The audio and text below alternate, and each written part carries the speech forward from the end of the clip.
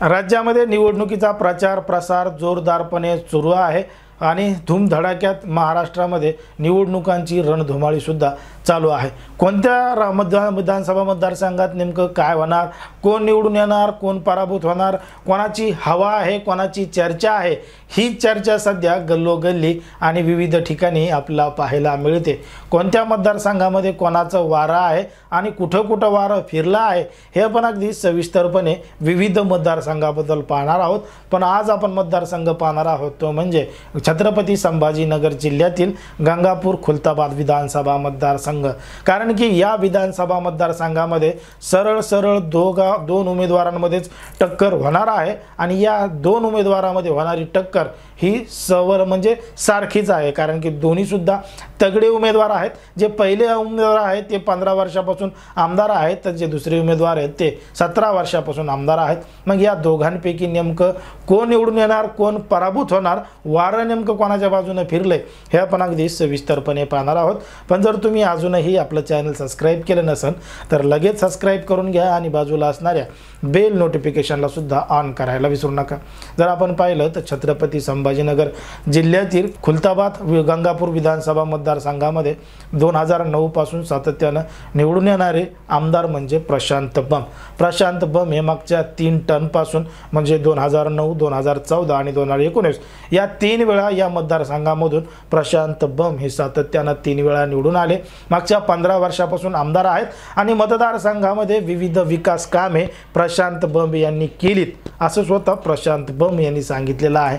पण मात्र प्रशांत बंब यांनी मतदारसंघामध्ये विकासाची कामे केली नाही, रस्ते केले नाही, लोकांच्या समस्या सोडवल्या नाही, लोकांना भेटत नाहीत, बोलत नाहीत, मतदारसंघामध्ये त्यांचा जनसंपर्क नाही असं मतदारसंघातील लोकांनी विविध मीडियासमोर बोलून दाखवलेलं आहे। पण मात्र विकासाच्या मुद्द्यावरच प्रशांत बंब ही निवडणूक लढवत आहेत। तर त्यांना टक्कर देण्यासाठी, एक तगडं आव्हान देण्यासाठी या मतदारसंघामधून शरदचंद्र पवार गटाचे राष्ट्रवादी तुतारीच्या चिन्हावर असणारे सतीश चव्हाण हे प्रशांत बंब यांना तगडं आव्हान देऊ शकतात असं सुद्धा मतदारसंघातल्या जनतेनं सांगितलेलं आहे।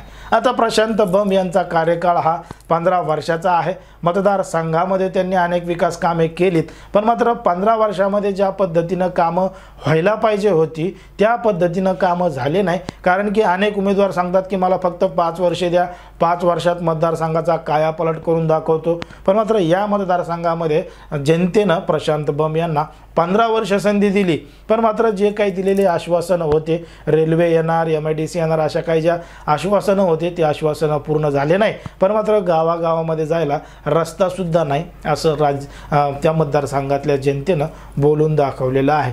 तर तिकडं सतीश चव्हाण यांचं पारडं या ठिकाणी जड असल्याचं आपल्याला दिसतं। कारण की या मतदारसंघामध्ये सतीश चव्हाण यांच्या कार्यकर्त्यांचं नेटवर्क अगदी स्ट्रॉंग आहे। घराघरामध्ये सतीश चव्हाण यांचं नाव पोहोचलेलं आहे आणि या ठिकाणी प्रचार प्रसार करण्यासाठी कार्यकर्ते सतीश चव्हाण यांच्या पुढे आहेत असं सुद्धा या मतदारसंघामध्ये आपल्याला पाहायला मिळतं। आता सतीश चव्हाण हे मागच्या 17 वर्षापासून पदवीधर विधानसभा मतदारसंघाचे आमदार आहेत, विधान परिषदेवरती निवडून गेलेले आहेत। पण मात्र तरीसुद्धा गंगापूर खुलताबाद विधानसभा मतदारसंघामधले जे काही गावं आहेत त्या गावामध्ये काही पांधन रस्ते असतील, रोडच्या समस्या असतील किंवा इतर कुठल्या समस्या असतील त्यासाठी सतीश चव्हाण यांनी स्वतः निधी दिलेला आहे आणि त्या ठिकाणी कामं करून घेतलेली आहेत असं सुद्धा मतदारसंघातल्या जनतेनं सांगितलेलं आहे। मग सतीश चव्हाण हे त्या मतदारसंघातले आमदार नसताना सुद्धा, पदवीधरचे आमदार असताना मतदारसंघामध्ये विविध कामं केले, प्रत्येकाचा फोन उचलतात। काही जणांनी सांगितलं की त्यांना अर्ध्या रात्री जरी फोन केला तर ते फोन उचलतात आणि कार्यकर्त्यासोबत संवाद साधतात आणि जर त्यांनी फोन उचलला नाही तर जेव्हा त्यांना वेळ मिळेल तेव्हा ते वापस फोन लावतात आणि कार्यकर्त्याला काय अडचण आहे असं विचारतात असं अनेकांनी कॅमेऱ्यासमोर बोलताना सांगितलेलं आहे। तोच मुद्दा कुठेतरी प्रशांत बंब यांच्या बाबतीत लागू होत नाही। कारण की प्रशांत बंब यांच्या गावामध्ये जे काही बैठका असतात, प्रचारासाठी सभा असतात छोट्या मोठ्या, त्या ठिकाणी मात्र प्रशांत बंब यांना कोणी काही प्रश्न विचारले तर प्रशांत बंब हे आरेरावीची भाषा करतात असं सुद्धा अनेक त्यांच्या व्हिडिओच्या माध्यमातून समोर आलेलं आहे। पण हे मात्र पाठवलेले माणसं हे विरोधी पक्षाचे आहेत आणि त्यांचं षडयंत्र आहे असा सुद्धा आरोप प्रशांत बंब यांनी केलेला आहे।